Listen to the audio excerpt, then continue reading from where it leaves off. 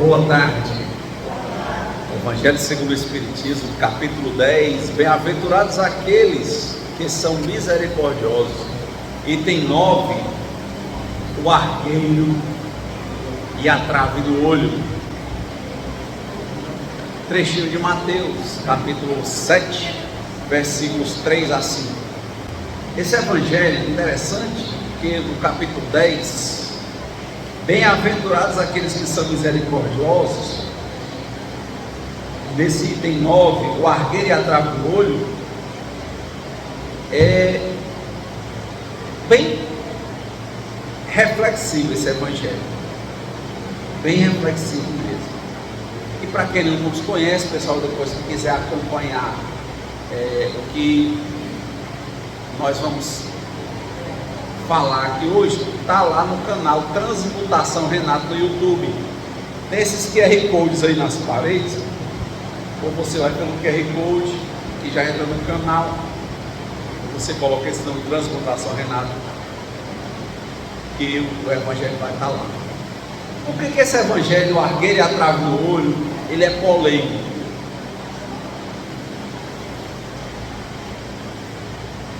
E de novo vou falar para quem já me conhece e para quem não conhece. Aqui no meu papel eu venho tentar trazer um evangelho de espelho. Eu não venho trazer a verdade está aí no texto. Então vocês vão interpretar, mas o que eu for identificando que você achar que tem a ver, você procura se enxergar.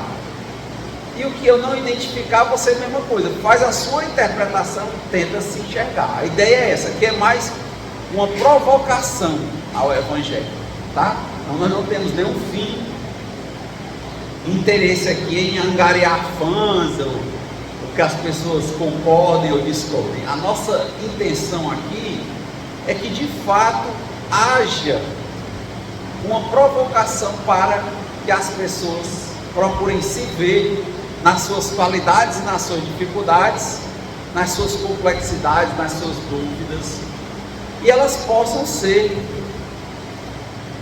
melhores do que elas mesmas a cada dia, sem terem a pretensão de serem melhor do que ninguém. Então dá aos outros o direito de serem como quiserem, mas eu tenho o dever de ser melhor do que eu mesmo a cada dia, sem ter a pretensão de ser melhor do que ninguém. Isso é que importa. Então, por que eu estou logo fazendo essa abertura? Porque lógico que é um evangelho complexo, que aqui é o famoso falar da vida dos outros, é uma linha, que é o argueiro, quer dizer, você olhar para ele assim, ei, tem uma lista passando por você, uma marca, mas quando você vai observar é a sua lente que está pintada. Então uma linha da reflexão é falar da vida do outro, julgar o outro. Jesus disse, não julgueis. Lá no livro Nosso Lar ele fala, não julgo nem condeno, Clarence. É uma reflexão. Agora, a outra reflexão, primeiro, lógico, de todos os pontos, eu tenho que me ver, eu tenho que enxergar onde é que o sapato aperta, eu tenho que ter uma compreensão profunda comigo, eu tenho que ter uma honestidade absoluta comigo e com Deus. Se eu conseguir isso, eu vou enxergar quais são as traves que tem no meu próprio olho, e aí eu posso trabalhar em cima dessas traves que porventura estejam no meu olho. É um ponto. A partir do momento que eu faço isso, esse lado de julgar a vida dos outros, ele tende a ser amenizado, porque normalmente quem julga se coloca num patamar como se fosse melhor do que o outro. Ele vai começar a enxergar que não é melhor do que ninguém. Todo mundo tem pontos positivos e pontos difíceis que tem que melhorar. Todo mundo é um pouco herói e um pouco babaca. A gente falou um pouco disso aqui. Então depende do momento. Então, essa é a primeira reflexão. Mas a outra reflexão é também ao me enxergar, a trave ou as traves que tem nos meus olhos, enxergar também os meus pontos de avanço que eu chamo de pontos positivos. A partir daí, eu dizer que eu não tenho um senso de justiça. Ou seja, tudo está bom. Será que eu vou avançar se eu achar que tudo está bom? Entende? Então, é diferente falar dos outros. Tá vendo? Primeiro eu me enxergo. Para que eu enxergue os outros bem, eu tenho que me enxergar bem, eu tenho que tirar as minhas traves do olho. Agora, em tirando as minhas traves do olho, eu vou continuar sem falar dos outros, para prejudicar os outros, e vou falar, se for para ajudar. É uma linha. Só exclusivamente quando eu ver que tem a capacidade, a possibilidade da minha fala colaborar para ajudar aquela pessoa. Exemplo, eu vi casos de meninos, estavam começando a vida, se afirmando, aí tem aqueles meninos do gueto, aí tinha aquele menino que os outros eram filhos que não era criado não tinha pai, o outro era criado pela avó, o outro a mãe não queria saber, o outro era drogado, e os meninos tudo se juntando, e tinha um ou outro que ele era mais de uma família um pouco mais organizada, e muitas vezes ele era organizado, porque não necessariamente o que está numa família desestruturada é desestruturado, mas ele tende a ser. Tem que ser observado, ele tem que ter muita visão.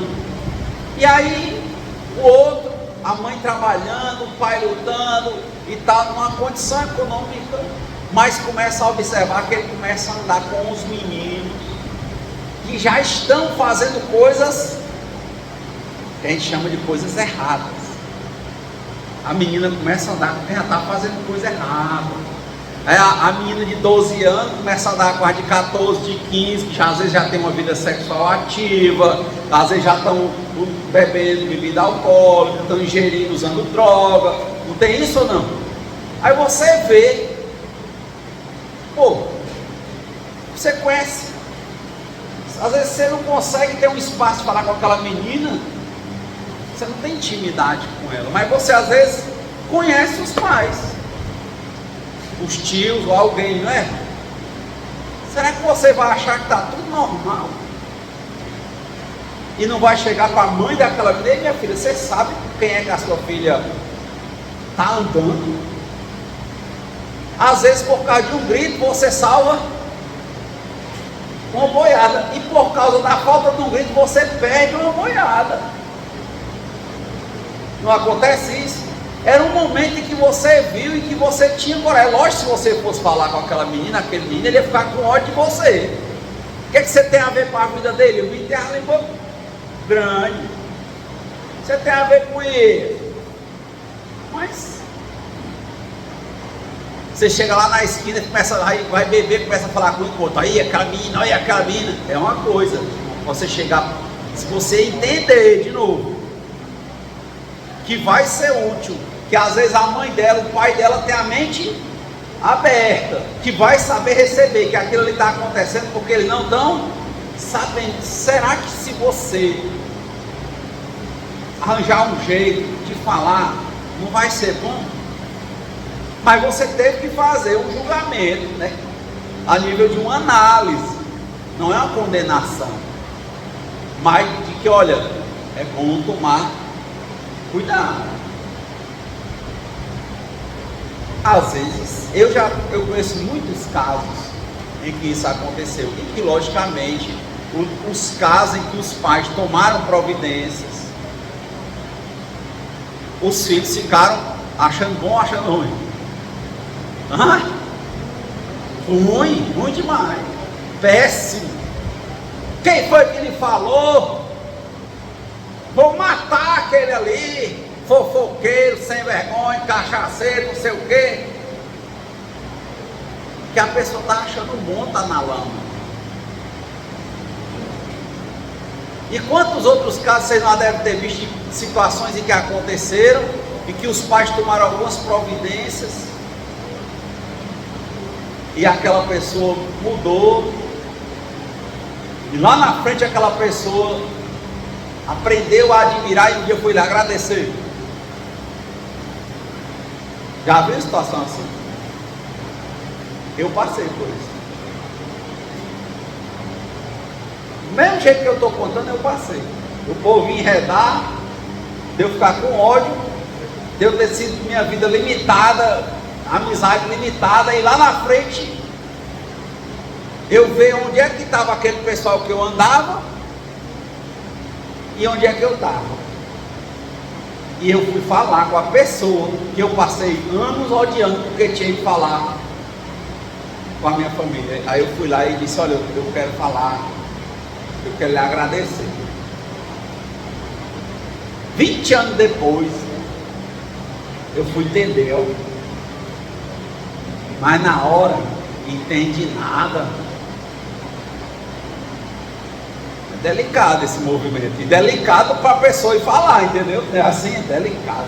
Hoje está tudo delicado, mas às vezes é aí, né? A hora do herói ou do babaca surgir, né? E logicamente, como é que eu vou dizer que a pessoa não olhe nada, não avalie nada?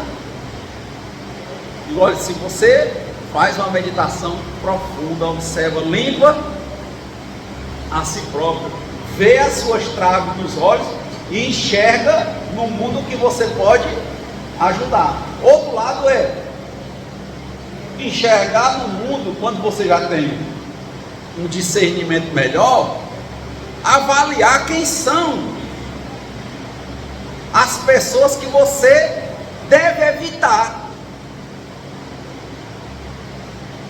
É duro, né? A pessoa diz assim: não, mas Jesus é sim, você é para todo mundo. A pessoa que esteja de coração, de mente aberta. Se a pessoa só quer descer, compadre, quer subir, vamos junto. Quer descer, desça só. É duro. Ai, mas eu estou abandonando. Não, não dá. Você não tem força para isso. E o que eu faço por essa pessoa? Ore. Se ela tiver abertura com você um dia, né? Fale. Mas se a pessoa está fechada, está achando que o certo é a droga, é o alcoolismo, é a prostituição, são as más influências, é a criminalidade, cara, é melhor não misturar água com o óleo. Não dá. É duro, né? Se é melhor, não. Tem que tomar cuidado com as companhias. Tem coisas que a gente, num determinado momento, não tem poder. E, de novo, a oração vai fazendo aquela pessoa a quebrantar o coração, entende? De longe, se você tem um pensamento sincero, você ora, né, assim? Uma hora aquela pessoa se abre. Dessa galera que andava comigo na minha infância praticamente, né? Comecei essas coisas muito cedo. O cara dizia assim: ei, estou usando isso e aquilo. Eu disse: legal. Ou eu ficar calado. Isso na época eu ficava pensando como é que fazia para ser admirado. Era carência, aquela vontade, né, de ser visto. Eu não tinha discernimento, ou seja, eu estava bem molinho. Se eu tivesse ali naquele negócio, tivesse continuado, talvez eu não estivesse aqui agora. Porque muita gente daquele tempo já morreu. Mas eu tive que me afastar. Tempos depois eu já tinha discernimento, um certo discernimento. Aí eu lembro que eu era garçom, 16 anos, até uns 5 anos sendo garçom. Aí tinha um cara, chegou um rapazinho que trabalhava comigo. Tudo que era assim, droga, bebida, ele não gostava nem de beber, o negócio dele era droga. Ele: rapaz, não sei o que, bicho, eu quero experimentar isso, eu quero aquilo outro. Eu já tinha discernimento, eu olhava, falava com ele: oi, tudo bem e tal, trabalhava junto, mas eu olhava Achava, bicho, não dá para ser muito meu companheiro, assim, amigo demais, não dava. Ele achava aquilo legal e eu tinha uma certa compreensão que se eu entrasse por aquilo ali, entenda, eu não era melhor do que ele, mas eu já entendia que eu não tinha poder para enfrentar a droga. Na verdade, ele achava que ele tinha poder de enfrentar a droga, ele achava que ele era capaz de dominar o prazer gerado pela droga, e eu entendi que eu não tinha força. Não está entendendo? Os discernimentos, você não vai escolher necessariamente porque você é mais forte, não, mas porque você entendeu que você é fraco. Ele dizia e eu ficava calado, nunca dei um sermão, nunca disse nada, só dizer, cara, isso aí não é legal, para mim não é legal. E não falava nada para ele, ele dizia, quero isso. Beleza, cara, beleza, e aí, como é que tá? Ai, tá muito doido, legal. E graças a Deus o tempo passou, ele continuou sendo garçom, mudei de profissão. Anos depois, olha como o mundo dá muitas voltas, né? O coração das pessoas. Uns 10 anos depois, eu estava sentado numa lanchonete, esse cara encostou, ele viu meu carro, eu acho que ele entendeu que eu estava numa situação melhor que a dele, que ele encostou do mesmo jeito, 10 anos que eu deixei ele, quando ele andava bem magro, aquele chapéu assim, todo dobradinho assim, sabe, magro, andando de jeito assim e tal. Ele disse, Renato, cara, e aí, cara, tudo bem? Me ajude, cara. Que foi, mano? Tá muito doido aí. Disse, eu não achava massa, cara. Eu não aguento mais isso na minha vida não, cara.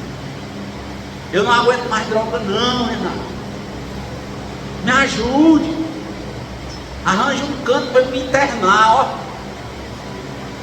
Isso aí, ó. 10 anos depois, mas ele se abriu, ele não queria mais. A pergunta, né? Mas será que você não tem avaliado que aquele tipo de convivência muito próxima, né? Digamos, a gente trabalhava junto, eu não isolava, não criticava, nada. Mas eu ia querer fazer o que ele fazia? Não. Eu digo, não dá, porque eu sou fraco para negócio de droga. Não tem poder não. Eu acho que ninguém é forte. Mas muita gente que usa acha que pode, com álcool, com droga, né? Acha que pode, com sexo desvirtuado. Eu não posso. Sou limitado. Então eu tenho que evitar pessoas, ambientes e situações, entendeu? De muito eu tenho que evitar. Não faz tempo que eu faço isso. Então, não intrigo, nada, mas digo, olha, eu mesmo é que vou fazendo uma relação cordial, mas sem muita intimidade, entendeu? Porque eu não tenho como conviver com aquilo, entendeu? É aquela cordialidade que eu sei que se o cara está bem ali, eu prefiro virar à direita, entendeu? Melhor. Graças a Deus, 10 anos depois, ele achou que eu estava numa situação melhor, porque ele poderia estar na mesma, ele trabalhava junto. Mas ele dedicou esses 10 anos, eu dediquei 10 anos a estudar e trabalhar, e ele a trabalhar para usar droga. No começo era legal. Por que não é legal? Aí, infelizmente na época, eu não conhecia nem os anônimos. Eu não conhecia narcóticos anônimos, não conhecia nada. Não tive como dar muita orientação. Peguei o contato e tal, mas eu orei. Eu sei que Deus é maravilhoso. Esse cara acabou encontrando grupos e depois entrou na igreja evangélica e conseguiu. Só por hoje, até hoje que eu saiba, ele está livre. Aí conseguiu. Ele nem namorava, rapaz. Ele só pensava em droga, ele não pensava em mulher, ele não pensava em nada. Ele entrou na igreja, entrou nos grupos, conseguiu entrar numa recuperação de droga, casou, tem filhos. Porque hoje, eu já estou velho, né? Já tem uns 20 anos dessa conversa. Mas, naquele tempo, eu identifiquei uma primeira trave no meu olho. Qual era? Eu não sou potente, ó cara. Primeira coisa, eu não sou o cara que pode ir com droga, com bebida alcoólica, entendeu? Sem deixar essa questão de sexo desvirtuado, tudo que dá prazer demais, eu tento ter limite. Eu percebi uma trave no meu olho. Eu não posso fazer o que eu não posso fazer o que eu quiser, eu não posso. Por quê? Você dá um passo, entra num labirinto, dá outro, quando você vê você não consegue mais, sai.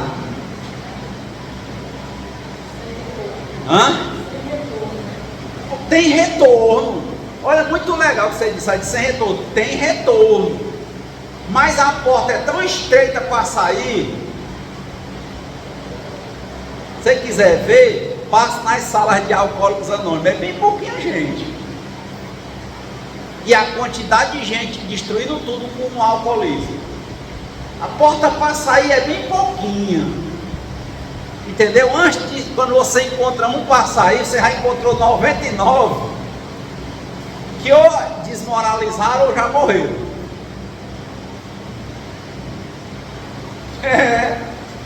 Entendeu? Sai, porque para Deus nada é impossível. Entenda o que eu disse, ó. Para Deus nada é impossível. A trave que eu vi no meu olho foi que para mim não é tudo possível. Estão entendendo a diferençazinha tênue? Renato, você pode tudo? Não.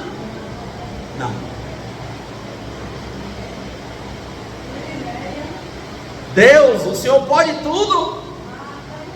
Deus pode tudo? Então eu não vou testar Deus, entende? Eu tenho que saber o que é que eu não sou capaz. Bom filho é aquele que tenta não dar trabalho ao pai, né? E se eu já entrei nessa, Renato, o que é que eu faço? Você está achando bom? Continue.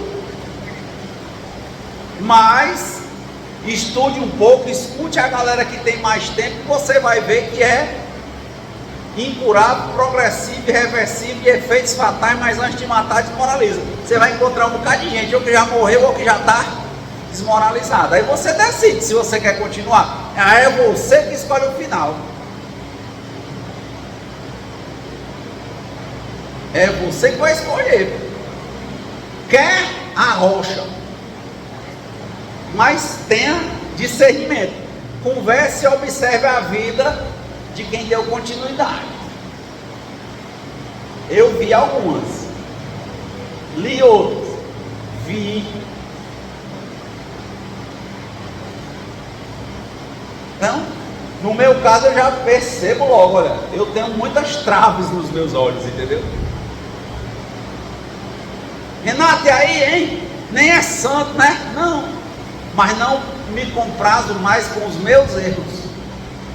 Onde eu vejo que eu não posso, eu digo, Senhor, aqui eu não posso, faço o quê? Viro o caminho para outro canto. Eu faço evite de pessoas, ambientes e situações. Não é de ser distinto com as pessoas, não, é porque tem coisas que vão me levar para o buraco. Eu não vou. Não vou.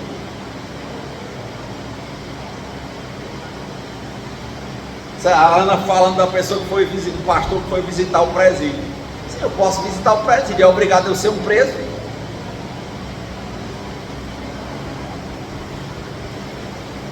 Está entendendo a diferença? Eu posso falar, ter uma cordialidade, ter uma empatia, mas certas coisas, em certos momentos, pelos meus limites, eu não posso. Não é porque eu sou melhor, Não é que eu sou melhor, pelo contrário, é porque eu tenho as minhas próprias fragilidades. E eu não quero ser mais um ali dando trabalho. Não vou.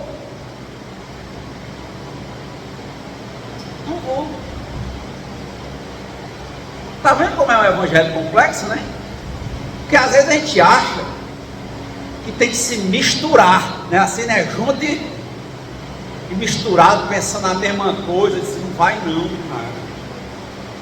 Não vai não, que tem um veneno aí que entorpece mesmo. Não vai não. Hoje eu ouvi o Marcelo D2 falando, né, que vai ter o último show do Planet Hemp, que era a banda que nos anos, quando eu era adolescente, fazia apologia ao uso de droga, né?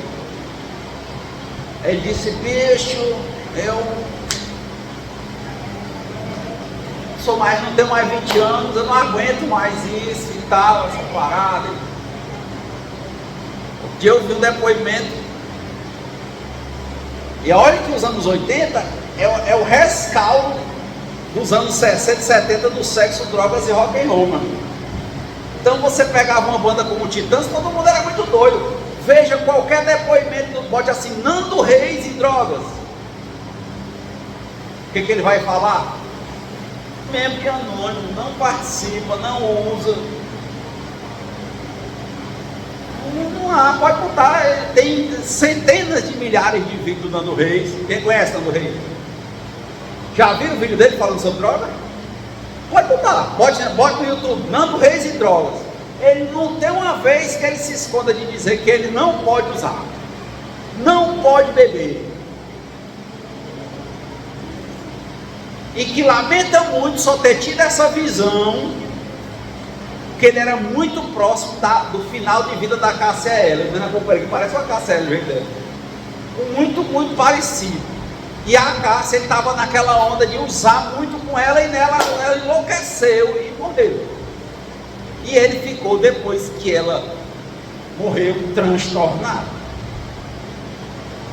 A mulher dele, até que a mulher dele disse, bicho, eu te conheci assim, eu não tenho nada a ver, você é meu marido e tal, mas a gente tem filhas. Bicho, tem lógica, cara. Eu deixar tu levar as meninas para a escola muito doido. Então eu gosto de você, não vou recriminar porque você usa, mas cara, não vai dar mais para a gente ficar junto. Ele disse que algum dele caiu.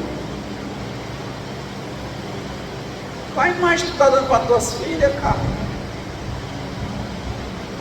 Ele disse que olhou para ele, olhou para aquilo. Bicho, chega na escola das meninas, farrapo, bêbado, drogado.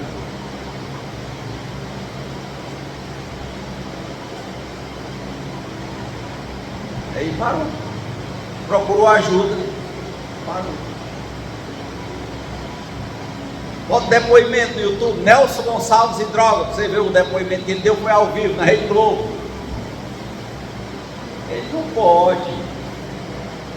Então é complexo, sabe, a gente dizer que pode tudo, né? E é muito positivo quando a gente sente e vê os próprios limites, as próprias traves, né? Para ajudar a gente a ter uma reforma íntima e a nos relacionar melhor, entendeu? Não é excluir os outros. Como o caso que eu contei da mãe, que a filha usava droga, batia nela, ela disse, olha, se você tiver recuperação sem droga, a casa é nossa. Se não tiver, vai embora, que a casa é minha, sai daqui, não ora mais. Você não vai deixar de ser minha filha, mas peraí, se você não quer recuperação, aqui não dá certo. Não dava. Ela tinha que se afastar do relacionamento tóxico.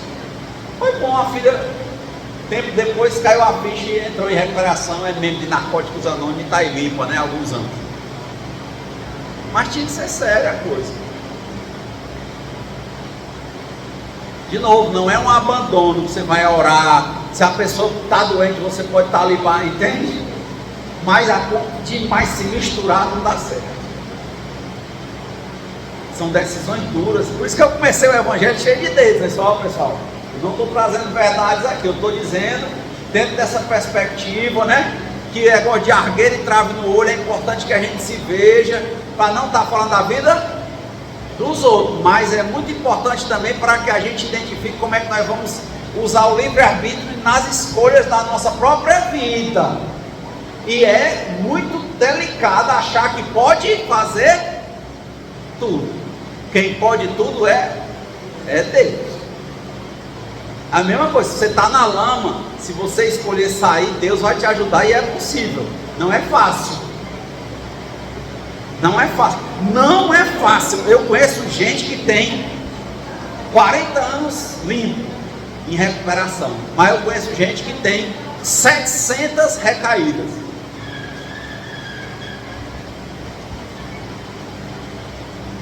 E cada recaída é um destroço pior. E continua tentando. Não vou dizer que é fácil. É simples, mas não é fácil.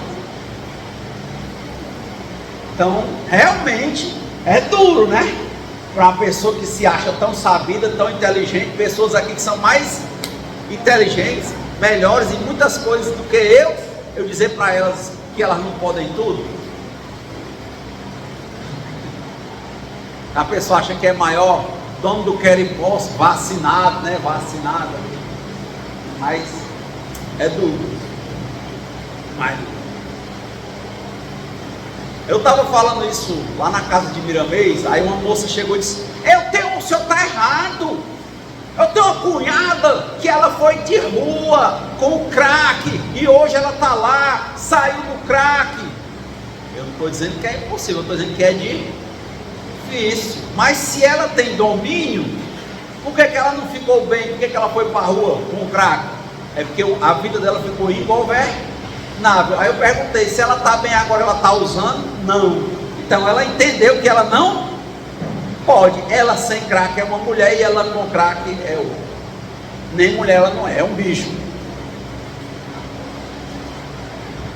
Aí a mulher ficou calada olhando. Eu disse: pode não, né? Se ela pudesse, ela tinha uma vida boa usando. Não? Ela não tem. Pelo contrário, ela só está me provando que ela, ao usar, bateu aonde? Na rua. Ficou em situação de rua. Então, assim, o que eu tenho trazido é isso, né? O Evangelho é para reforma íntima. A gente tem que tomar muito cuidado para não se confundir com a figura de Jesus, concorda? Porque Jesus tem um desenvolvimento, uma maturidade espiritual muito maior ou menor do que a nossa? Muito maior. Aí você achar que você vai lá e abarca tudo, você não aguenta. Né? Não aguenta. Jesus falava com o bandido, mas ele não era bandido. Você tem que prestar atenção nisso. Tem gente que acha que para chegar ao outro, eu já vi pai, marido. Vou dizer uma: eu estava lá na casa de Miramês, outro centro espírita. Aí chegou um senhor, veio me contar a história dele. Renato, eu fui servidor público, me aposentei, minha esposa servidora pública, meus filhos tudo bem encaminhado e tal. E a minha esposa teve um CA. Tá. E tinha uma moça que ajudava a cuidar dela e tal.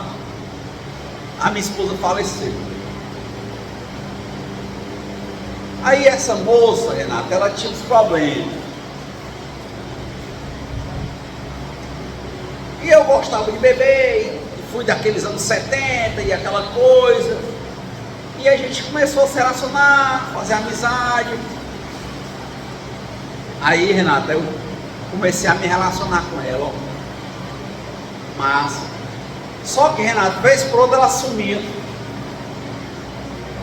Aí eu descobri que ela era usuária.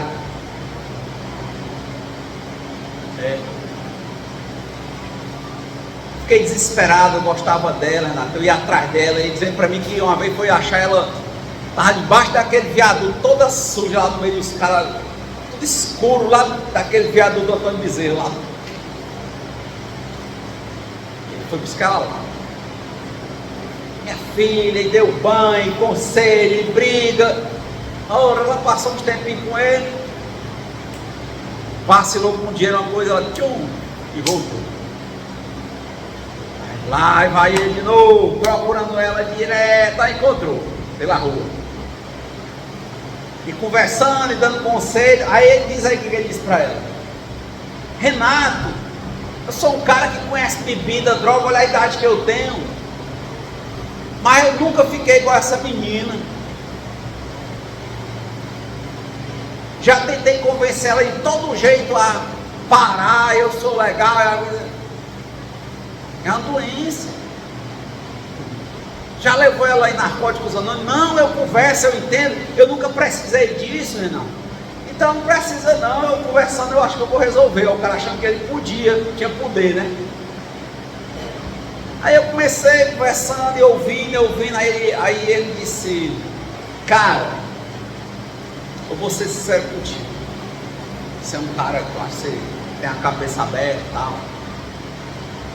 Um tempo pra cá, eu estou comprando pedra para ela usar lá em casa, e eu uso com ela só para provar para ela, olha,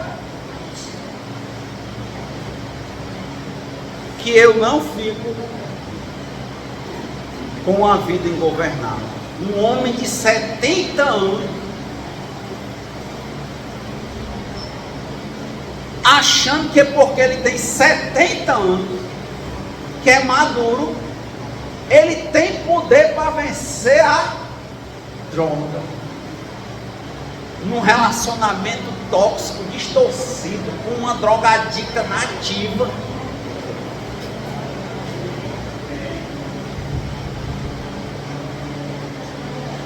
Ele olhou e disse: fiquei calado, eu não posso dizer nada. Meu irmão, estou dizendo, se Jesus para falar com prostituta tivesse que se prostituir, para falar com bandido tivesse que ser bandido, né? Não tem esse exemplo. Para salvar um drogadicto e usar droga, é se achar muito poderoso, né?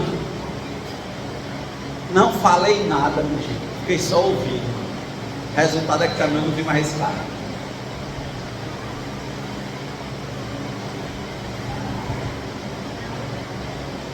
Eu não sei, espero que ele esteja bem, mas eu acho que...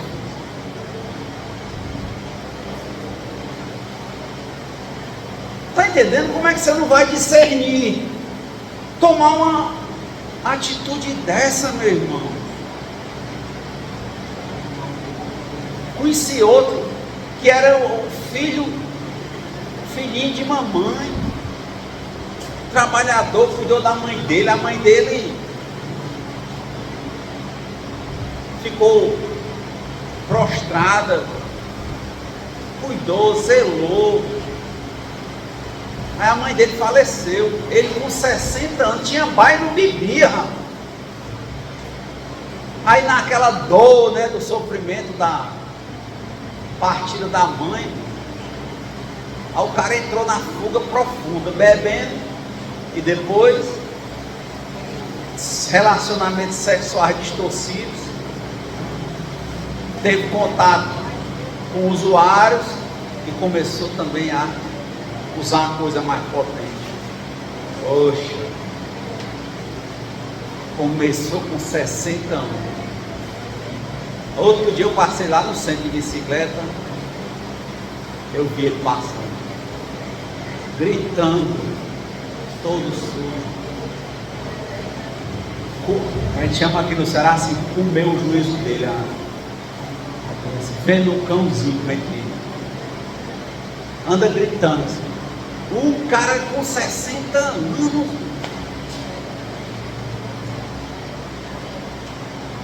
achou que podia, não viu a trave que estava no olho dele. Está vendo aí? Não era um caso para falar da vida dos outros, era dizer assim: meu Deus, eu não sou Deus, eu não posso fazer tudo o que eu quero, eu não posso. Se eu comer tudo o que eu quero porque eu tenho dinheiro, que grossura eu vou ficar? Que doenças eu vou desenvolver ou não? Se eu for usar coisas que vão me dar um prazer muito forte, muito imediato, rápido, eu querendo fugir da dor, aonde eu vou? Já dizia Paulo, tudo me é lícito, mas nem tudo me convém. É lícito, mas não convém. Na verdade é assim, você não pode, eu não posso. E que graças a Deus eu entenda as traves dos meus olhos das coisas que eu não posso. É muito lindo quando a gente vê que não pode certas coisas e não faz.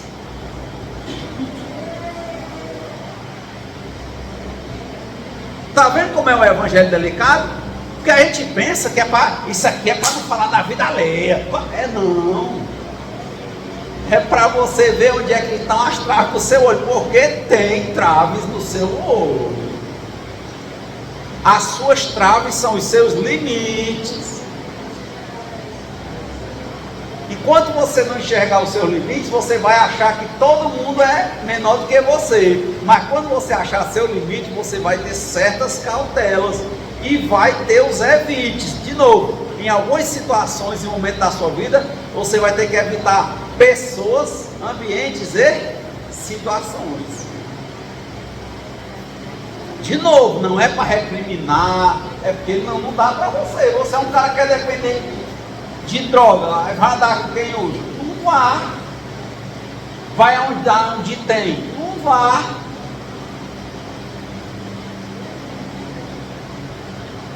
Vai entrar numa situação que o cara diz, ou você usa ou você não vá. Não vá.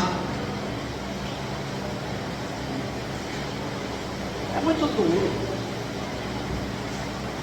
Sempre lembro que eu rejeitei muitos anos a frase, quando eu vi uma entrevista do Chico Xavier e perguntaram a ele sobre essa questão de falar com os espíritos, né?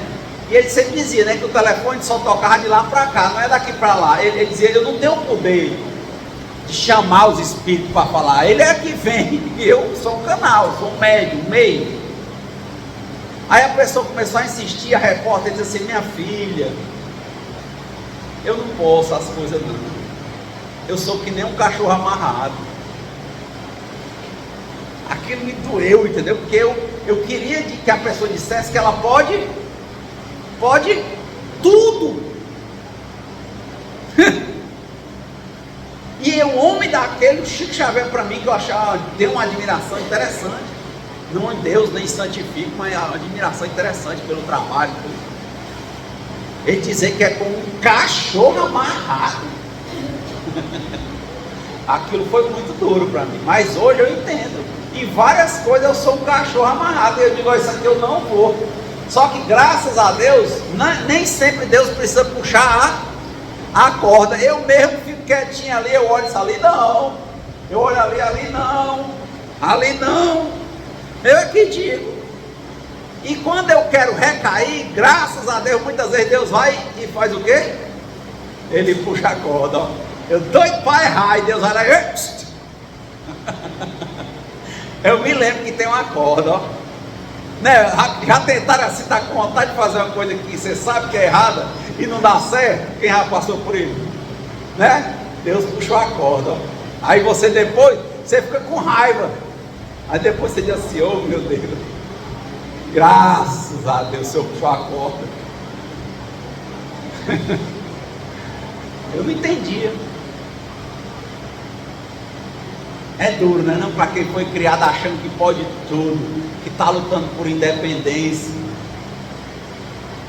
Mas eu tive que passar por essa mensagem do Chico Xavier, para anos depois eu conhecer Buda, e Buda dizer das nobres verdades. Ninguém evita dor, velhice, doença e morte. É a hora que é o ápice, quando você acha que você é o das galáxias, né? Aí você tem uma doença. Eu não disse até que eu estava andando no meu patinete, e já voltei a andar bem um mês, que eu andava nele, eu juro que eu pensava assim, se tivesse uma coisa para eu voar. Não era uma velocidade, eu achava legal andar assim, vai ser uma biga, sabe? Aí eu caí, quebrei o ombro, ó. Deus disse: olha, cachorro, volta. Nada contra os cachorros, nem a frase do Chico. Calmo. Aí eu passei o tempo todo conversando com Deus. Eu vim aqui falar no Evangelho. Será que eu devo voltar a andar nesse patinete? Não, né? Aí eu entendi: patinete não tem culpa. Deus estava querendo falar comigo, né? Com patinete. Aí eu comprei um capacete. Já me viram aqui, parece um Power Ranger, né? Quando eu chego. Às vezes dá vontade de não botar roupa de proteção, mano. Aí eu me lembro. O médico disse: cachorro. Bota a roupa. Ô, sol quente, a vontade de não botar um capacete, mano. Andar, né, cara? Frente com o cabelo, ó. Cachorro. É o capacete. Aí bota o capacete, bota a jaqueta. Aí botar a joelheira, ó. Porra, no joelho faz muita coisa, não? Aí, ô rapaz, ô preguiça de botar essa joelheira. Aí de novo, cachorro, sabe. Aí eu, opa, bem, né? Direitinho. Eu dou graças a Deus hoje, só por hoje. Em muitos momentos ver as minhas traves do meu olho, que são os meus próprios limites. E não testar a vida, nem testar Deus, entende? Por isso eu encerro o Evangelho com essa reflexão. Você quer fazer o que você quiser, livre-arbítrio, faça. Dou aos outros o direito de serem como quiserem, mas eu tenho o dever de ser melhor do que eu mesmo a cada dia, sem ter a pretensão de ser melhor do que ninguém. Ver onde eu posso avançar e ver onde eu não posso. E lembrar que eu não posso tudo. Deus pode e eu não sou Deus. Então, que Deus nos conceda a serenidade necessária para aceitarmos as coisas que nós não podemos modificar. Coragem para modificarmos aquelas que nós podemos. E sabedoria para reconhecer a diferença. E que seja feita sempre, sempre, sempre a vontade de Deus e nunca a nossa. Muita paz e boa semana.